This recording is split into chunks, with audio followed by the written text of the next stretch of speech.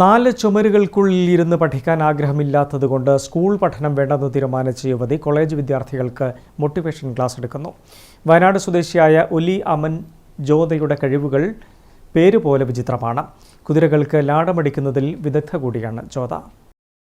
രാജസ്ഥാൻ സ്വദേശിയായ മുത്തച്ഛനാണ് കൊച്ചുമകൾക്ക് അപൂർവവും അസാധാരണവുമായ പേരിട്ടത്. ശാന്തിക്ക് വേണ്ടി പോരാടുന്നയാൾ എന്നാണ് പേരിനർത്ഥം. ക്ലാസ് മുറികളിലിരുന്ന് പഠിച്ച് ഔപചാരിക വിദ്യാഭ്യാസം നേടിയിട്ടില്ല. 4 ചുമരുകൾക്കുള്ളിലെ പഠനം ഇഷ്ടമായിരുന്നില്ല. പുസ്തകങ്ങളിൽ നിന്നല്ല, യാത്രകളിലൂടെയുള്ള അറിവാണ് ഈ 19കാരിയുടെ വിദ്യാഭ്യാസ മികവ്. ഒലി അമൻ ജ്യോതയെ വളർത്തിയതും ആത്മവിശ്വാസവും ധൈര്യവും പകർന്നു നൽകിയതും അമ്മ അമിത താജാണ്.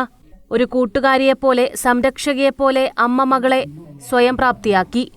നേപ്പാളി, ഇംഗ്ലീഷ്, ഹിന്ദി, മലയാളം ഭാഷകൾ ഈ 19കാരിയിൽ ഭദ്രമാണ്. SSLC, +2 ബിരുദ സർട്ടിഫിക്കറ്റുകൾ ജ്യോതക്കില്ല. എന്നാൽ ഉന്നത പഠനം നടത്തുന്ന കുട്ടികൾക്ക് മോട്ടിവേഷൻ ക്ലാസ് എടുക്കുവാനായി ഇന്ത്യയിലെ പ്രമുഖ യൂണിവേഴ്സിറ്റികളിൽ ഒലി എത്താറുണ്ട്. കുതിരകൾക്ക് ലാടമടിക്കുന്നതിൽ വിദഗ്ധ കൂടിയായ ജ്യോത നിരവധി ബഹുമതികളും നേടിയിട്ടുണ്ട്. ഞാൻ കൂടുതലും PG സ്റ്റുഡൻസിന് അതേപോലെ സ്കൂളുകളിൽ ക്ലാസ്സുകൾ എടുത്തു കൊടുക്കാറുണ്ട്. ഫ്രീ ക്ലാസ്സസ് ആണ്.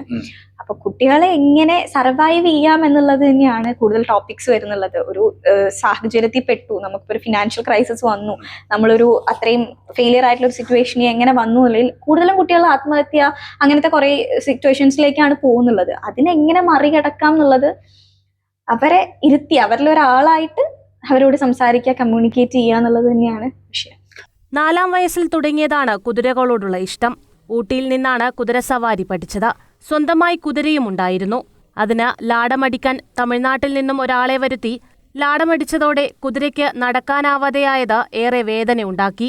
ഇതായിരുന്നു സ്വന്തമായി ലാടമടിക്കാൻ പഠിക്കാൻ ജ്യോതയെ പ്രേരിപ്പിച്ചത്.